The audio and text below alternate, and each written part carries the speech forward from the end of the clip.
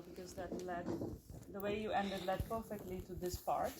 Isabel spoke about our practice, and we are going to tell you a little bit about the fourfold practice, which is in fact the heart, the core of the art of hosting practice. It's the heart of the DNA of the art of hosting practice. So it's a complicated word, but if you look at the origin story of the art of hosting, you can read that or look up some videos when it was formed. It's at the same time the fourfold practice was discovered. So it came together. So this is art of hosting in a way. So just want to tell you very briefly about the framing of it. So we call it the fourfold practice. It's about being in practice. And practice is something that you do, that you become, in fact. And the fourfold is, in fact, part of one practice. It's like if you take a sheet and you fold it twice, then there are 4 different folds of the same sheet. I try to draw it in a bit of a spiral, because, in fact, it is something which is moving into each other all the time. So you don't have them isolated. It's all the folds are like fractals, which are part of the other folds as well. So Steph and I are going to lead you a little bit into each fold, and we're going to take some time to reflect individually on where we are, how are we practicing, what are our practices, and we're going to look at a bit of a sensing into how we are as a community. Right? Yes. So I'm going to invite Steph to talk about the first fold, which is it's the host yourself.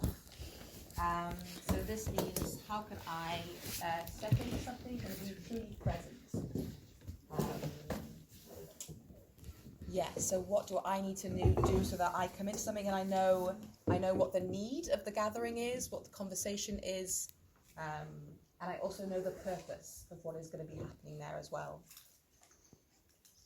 And there's certain things that I can do to help myself step into that. So that means maybe I have certain practices about coming into my body. Do I need to do meditation? Is it being outside in nature so that I can come into my mind? Am I someone that moves a lot? And when I can really host myself in something, I can be able to pre-sense into where I am as well. So when I'm in a conversation, how do I stay in these middle points that aren't just, I know what the end will be, but keeping a curiosity. So maybe there's something going to emerge in the middle of that. Yeah, and there's different ways that we can do that as well. We can also come and be present together. So we saw it this morning when we had this framing or we had this check-in. So we can step into something all together and say, here we are and we're present now, ready for this next part of the day. Thank you. Yeah. I'm going to tell you a bit about being hosted, which is another way is to participate. So somebody mentioned a while back about the digital presence and how we all want to be visible. But if we are all talking and all speaking, who's listening? Right? So this is a very important fold. And personally, it was a very big challenge for me to learn this, because I come from a culture which really glorifies the fact that you need to stand up and you need to be in the center and you need to speak and you need to be present. And I had to really learn how to be a good participant. And it's a very powerful way of hosting from the chair. You're actually also hosting by listening, because this invites a lot of presence with deep listening. We will be hearing something more about the 4 levels of listening later today. And this is already about speaking with intention. So how can you be a model participant? How can you speak with intention? How can you speak from your heart? How can you speak your truth? And how can you listen in a way that allows the things to move forward? How can you listen in a way that allows things to deepen? How do you listen in a way that allows love and kindness to flourish? How can you listen for patterns? How can you listen with essence? So if you can do that, if you can show up with a certain presence in a room, and I invite you to do that for this training as well, you can actually contribute so much to the bigger process, right? So we can also call it the catalytic listening, because you can catalyze things by listening and amplifying certain things, by asking, with curiosity, by asking other people, what do you feel about it? So it's also a way of including other opinions. So it's a very powerful role, actually. So I really invite you to think about it in this way. And of course, literally, in a very tangible way, it's also about how are other people hosting you. I'm really happy if my husband makes chai for me in the morning. He's hosting me in that way. My children cook for me sometimes. So it's also in that very practical ways other people are hosting you all the time. And you need to be a generous participant in that. And the third one is then to host others. And I think it's a very tangible one we can see around us. To host others, we need to be clear about what the need is. So there was a call for an art of hosting training to happen here, for instance. And about the purpose, we heard our purpose yesterday about building capacity within the art of hosting and some more as well.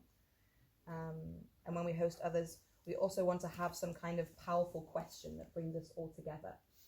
And we can see that on the wall here. How might we foster collaboration to bridge the multiple divides in times of change and urgency? And we want to have a clear harvest that we're trying to work for as well. So we want, hopefully at the end, that people feel empowered within the art of hosting teachers and methods, and that we have a community that we can be together in as some of the ones of our harvests. Yes. And it's really important when we host others that we really invite all these multiple voices into the room. Who are the stakeholders that should be a part of this conversation? So it's not just the three people that we think are very clearly there, but how do we open up our eyes to see who should be also really a part and has a stake in that?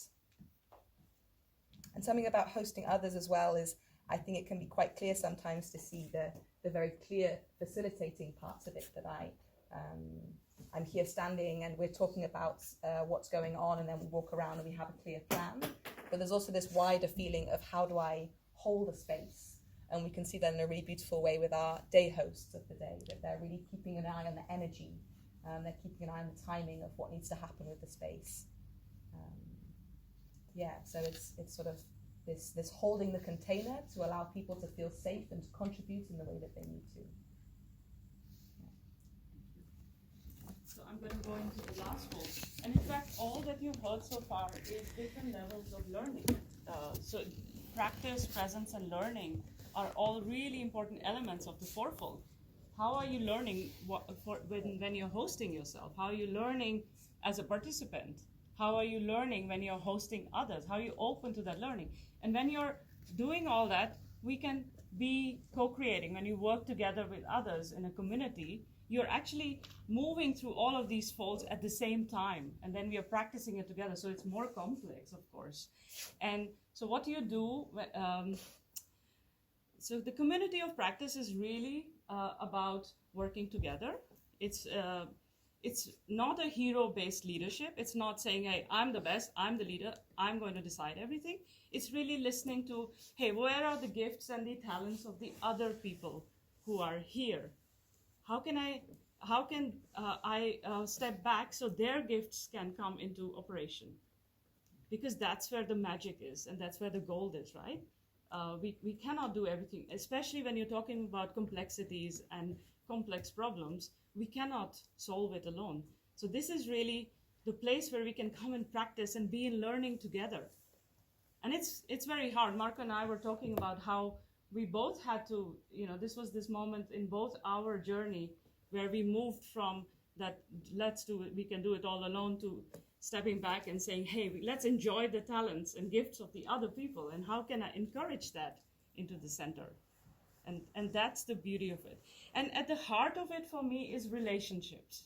So this is the space which really invites you to be in relationship with others, where you can practice, so there's this separation between work and personal in a lot of the world. This is where it's coming together. How can I be in relationship with people I work? How can I be showing up as a full human being? And with that relationship, you can see that also in the hosting team here, even though some of us didn't know each other a week ago. But there is this openness and opening your heart to that building of relationship, trusting each other to hold the whole together. It's like, it's the difficult part. It's like nobody knows, when you're learning to play the piano, it's not fun at all, right? You know, my 8-year-old told me, Mom, I'm learning piano. He's now 13, but when he started, he said, I know it's not going to be fun, but when I can play something, I'm going to enjoy it. He knew that already, the wisdom of an 8-year-old. So that's what I'm inviting you. We are not going to succeed immediately. Their failure, it's going to be a tough road, but we need to remember all the folds. So I want to end here, and I want to invite you, actually, Steph. I want to invite Steph. Thank you.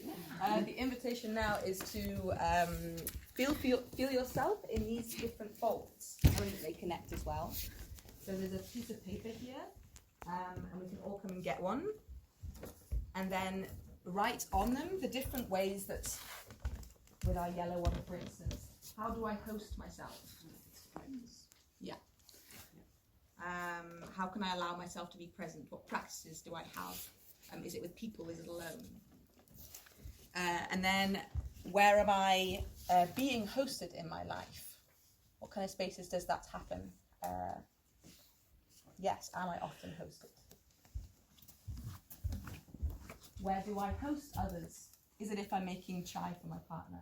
Is it if I'm doing something now in this week with all of you? Is it something in my job, in my work, in my passion? And then where is my community of practice? Where am I co-creating with others? And you can write a few on this post-it. It's not that you only have to write one. Yes. So if we say 7 minutes, you come in and take a piece of paper and write some of those.